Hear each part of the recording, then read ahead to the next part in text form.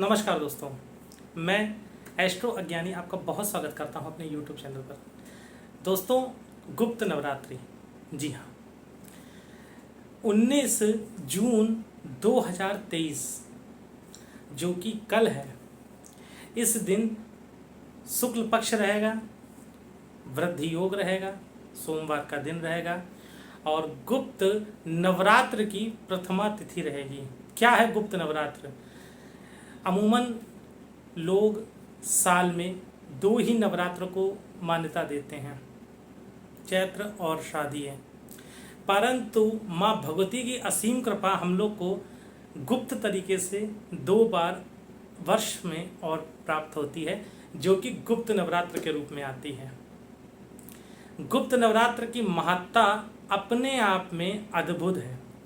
जो लोग सिद्धियां करते हैं, जो लोग तंत्र करते हैं, उनों के लिए गुप्त नवरात्र बहुत विशेष रहती है। परंतु जो लोग तंत्र वगैरह नहीं करते हैं, गृहस्थ आश्रमी हैं, सामान्य वर्ग के हैं, उनके लिए भी माँ भगवती को प्रसन्न करने का इससे अच्छा शुभ अवसर नहीं आ सकता, जो कि गुप्त नवरात्र के रूप में हमें कल से प्राप्त होने जा रहा है। कैसे पूजा करनी है, कौन से वो अनुष्ठान है, क्या करने हैं, समस्त प्रश्नों का उत्तर मैं आप लोगों को देने का प्रयास करूंगा। दोस्तों, गुप्त नवरात्र का कल प्रथमा तिथि है, जैसा कि मैंने वीडियो की शुरुआत में बताया। शुक्ल पक्ष है, क्योंकि वृद्धि योग है इसलिए बहुत महत्ता इसकी रहेगी। वृद्धि योग अच्छा माना जाता है ज्योतिष की दृष्टि से देखें, और इसका जो आरंभ है वो कल से है, और जो गुप्त नवरात्र की नवमी तिथि है वो 27 तारीख को रहेगी। तो 9 दिन तक माँ भगवती की आराधना हमें करनी चाहिए। कुछ प्रश्न आप लोगों के मैं लेता हूं कि इसमें घट स्थापना करना जरूरी है या नहीं। देखिए, अगर आपकी इच्छा है तो आप घट स्थापना कर सकते हैं, नहीं इच्छा है तो कोई जरूरी नहीं है कि आप घट स्थापना करें। अगर आप घट स्थापना करना चाहते हैं, आप इच्छुक हैं, तो उसका शुभ मुहूर्त 5:27 से सुबह 7:15 तक है कल। अगर आप घट स्थापना नहीं करना चाहते हैं तो कोई बात नहीं, अपने मंदिर को साफ स्वच्छ कर लीजिए। माता को सुबह इसी काल में, जो मैंने घट स्थापना का मुहूर्त का काल बताया, इसी काल में माता को अलग चौकी पर स्थान दीजिए और 1 देसी घी या तिल का तेल जो आपके पास उपलब्ध हो, उसका दीपक प्रज्वलित करके अपनी क्रिया को, अपनी दैनिक पूजा को प्रारंभ करिए। नवरात्र में मैं हमेशा कहता रहता हूँ, जो मेरे दर्शक हैं वो जानते हैं कि रात्रि पूजन का विशेष महत्व रहता है। नवरात्रि में रात्रि पूजन विशेष रहती है। अगर आप रात्रि में पूजन करते हैं तो उसका विशेष फल मिलता है। निषिद्ध काल अगर वगैरह में करते हैं तो बहुत ही सोने पे सुहागा रहता है रात्रि में 11:30 बजे के बाद। परंतु कुछ गृहिणियाँ हैं, कुछ गृहस्थ आश्रमी हैं जो इस टाइम पूजा में नहीं बैठ सकते हैं, तो आप अपने व्रत करना चाहते हैं तो व्रत करने का संकल्प लीजिए।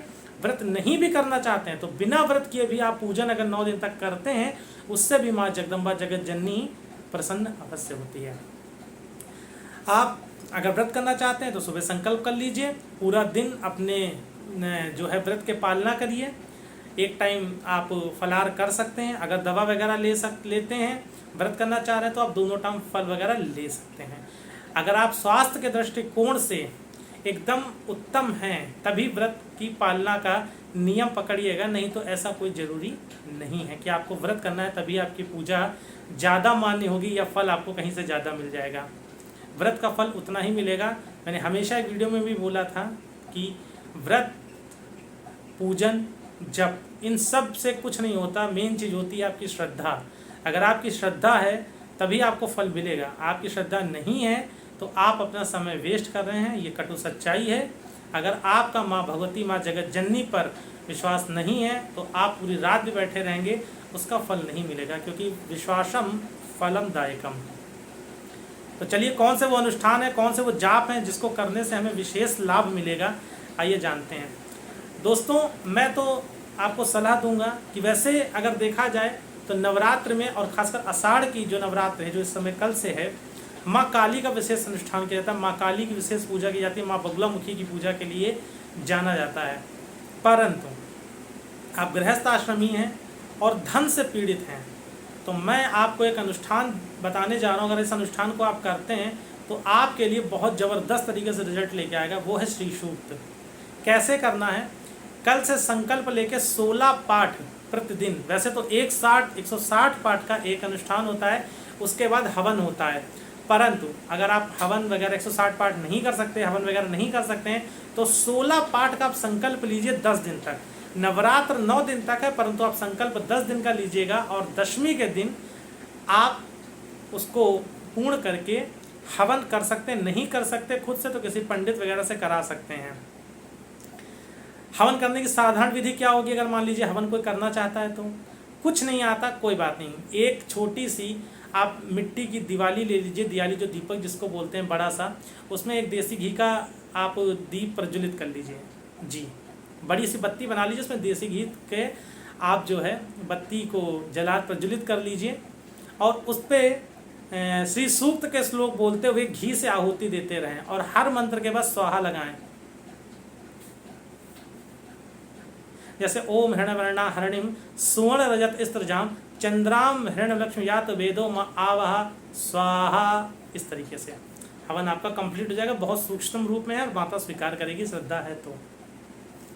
दूसरा एक अनुष्ठान आप ये कर सकते हैं, अगर आपको कहीं से कोर्ट केस मुकदमे का भय है तो बगला प्रत्यंगरा, या आप राजनीति वगैरह में सफलता चाहते हैं तो बगला प्रत्यंगरा कवच कर सकते हैं। खुद से नहीं कर सकते तो करिएगा भी मत, उठाइएगा भी मत। आप माता बगलामुखी का अष्टोत्तर शतनाम जो 108 नाम माँ बगलामुखी के होते हैं, उसके भी 108 पाठ नित्य कर सकते हैं 10 दिन तक। तीसरा, अगर आपको जीवन में रक्षा चाहिए, मान लीजिए जो कोई बेटी बाहर रहती है, पढ़ती है, या कोई बाहर जॉब करता है, या आपको किसी लोगों से भय है, अज्ञात भय है, आपको पता नहीं चल रहा है कि आपको कौन कब कहाँ से आकर नुकसान पहुँचा जाएगा, ऐसी स्थिति बन रही है, तो ऐसी स्थिति के लिए आप राम रक्षा स्तोत्र के नित्य 11 पाठ करिए। बहुत पावरफुल है, बहुत ज़्यादा ज़बरदस्त तरीके से प्रभाव देने वाला है। 11 पाठ आप 10 दिन तक करिए। राम रक्षा स्तोत्र कर दिएगा, उसके रिजल्ट आपको दिखेंगे। मैं जो भी इन स्त्रोतों को बता रहा हूँ, इनको ये नहीं कि आपने 10 दिन किया और उसके बाद बंद कर दिया, उसके बाद कंटिन्यूटी में 1 पाठ या 3 पाठ श्रृंखला में अपने नित्य पूजा में इसको जरूर सम्मिलित करिएगा। माँ भगवती की कृपा देखना चाहते हैं तो आप ओम दुम दुर्गाय नमः इसकी 11 माला प्रतिदिन करिए, जबरदस्त तरीके से रिजल्ट आपको मिलेगा। मैं रिपीट कर रहा हूँ, ओम दुम दुर्गाय नमः, इस मंत्र की 11 माला प्रतिदिन करिए, रिजल्ट आपको जबरदस्त तरीके से मिलेगा। आप कुछ नहीं कर सकते तो दुर्गा 32 नाम आते हैं दुर्गा जी के, अष्टोत्तर नाम भी आते हैं, 32 नामावली भी आती है जिसमें दुर्गा, दुर्गति शमनी, दुर्गा पद निवारणी 32 नाम होते हैं। उसके प्रतिदिन 108 पाठ करिए, 9वीं तक, और 10वीं को उसको पूर्ण करके आप समापन कर सकते हैं। उसमें कोई आपको तर्पण, मार्जन, यज्ञ, हवन की आवश्यकता नहीं होगी। 108 पाठ कर लीजिए, माँ दुर्गा की विशेष कृपा मिलेगी आपको।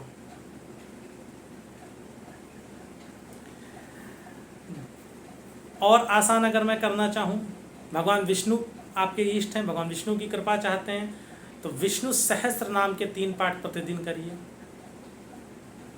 उसका भी रिजल्ट आपको मिलेगा। देखिए ये 9 दिन अद्भुत है अपने आप में, इसमें जो भी आप साधना करेंगे माँ दुर्गा के लिए विशेष है, परंतु आप किसी अन्य प्रयोजन से भी ये साधना करेंगे तो आपको बहुत ज़बरदस्त तरीके से रिजल्ट मिलेगा, इसमें कहीं से कोई दो राय नहीं है। तो आप अपने हिसाब से चयनित कर सकते हैं, इसमें कहीं से कोई दिक्कत की बात नहीं है। माँ दुर्गा की कृपा चाहिए तो दुर्गा सप्तशती श्लोकी के 11 पाठ कर सकते हैं, स्टार्टिंग में ही आपको दिया हुआ है।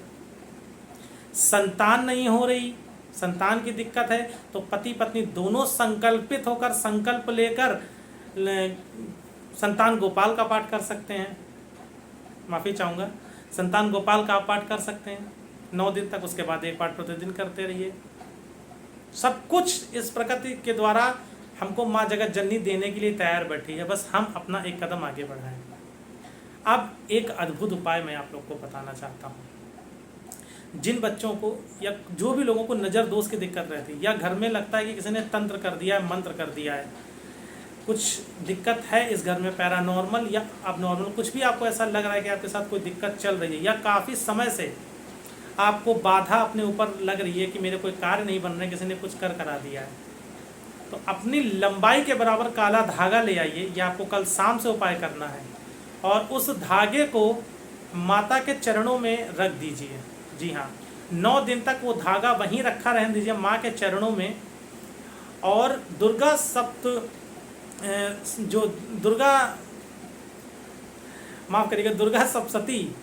दुर्गा सप्तशती के कवच दिया होता है, उसमें अर्गला कवच होता है, उसमें आप कवच का पाठ करिए, नित्य 11 पाठ करिए, और प्रत्येक पाठ के समापन पे उस धागे को हल्का सा आप फूंकिए।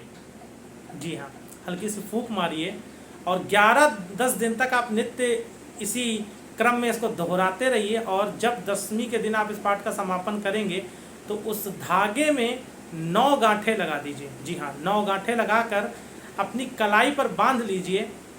अगली वर्ष तक आपका कोई बाल विवाह का नहीं कर पाएगा। ये अद्भुत प्रयोग है, करके देख लीजिए। और आप 1 से ज़्यादा धागे भी तैयार कर सकते हैं। मान लीजिए घर में परिवार में 5 लोग हैं तो आप 5 धागे कर सकते हैं, मित्र वगैरह हैं तो 10-11, जितना आप ज़्यादा से ज़्यादा धागे तैयार कर सकते हैं करिए। कवच के पाठ करके प्रत्येक पाठ के साथ उस पर फूंक मारिए, 9 गांठ लगाइए, और माता दुर्गा को साक्षी मानकर उस धागे को धारण कर लीजिए अपनी कलाई में। राइट हैंड की, लेडीज हैं तो लेफ्ट हैंड में काला धागे की बांध लीजिए, रिजल्ट आपके सामने आ जाएगा। अब सबसे आखिरी बात कि व्रत का पारण कब करें, बहुत कन्फ्यूज़न होता है। देखिए दोस्तों, व्रत का पारण नवमी के दिन करना होगा, यानी 27 तारीख को जब नवमी तिथि होगी उसी दिन व्रत का पारण किया जाता है। अगर आप हवन वगैरह कराना चाहते हैं तो अष्टमी के दिन आप हवन कर सकते हैं। कुछ लोगों के यहाँ अष्टमी पूजती है, बहुत लोग ऐसा कहते हैं कि मेरे अष्टमी की पूजा होती है, तो आप अष्टमी को पूजन कर सकते हैं, लेकिन व्रत का पारण नवमी को ही होगा, जो शास्त्रोक्त नियम है। दूसरी बात, कन्या पूजन करना क्या अनिवार्य है? कोई अनिवार्य नहीं है। कुछ लोगों के साथ समस्याएं होती हैं कि कन्या पूजन कैसे करें, कन्याएं नहीं मिल रही हैं। तो कन्या पूजन आप अगर नहीं कर पा रहे हैं, असमर्थ हैं, तो कोई ज़रूरत नहीं है। आप 9 भाग किसी भी भोजन के जो सात्विक हो उसके 9 भाग करके गायों को खिला दीजिए, उतना ही फल आपको प्राप्त होगा। तो साथ बना के रखिए, प्रेम बना के रखिए। वीडियो कैसा लगा ज़रूर बताइएगा। कितनी साधनाएं कर रहे हैं आप उसको बताइएगा। आप पर्सनल मैसेज पे भी बता सकते हैं। अगर चैट पे नहीं लिखना चाहते, नीचे कमेंट सेक्शन में नहीं लिखना चाहते, और वीडियो को ज़्यादा से ज़्यादा लाइक एंड शेयर करिए। जय बोले, जय श्री राधे।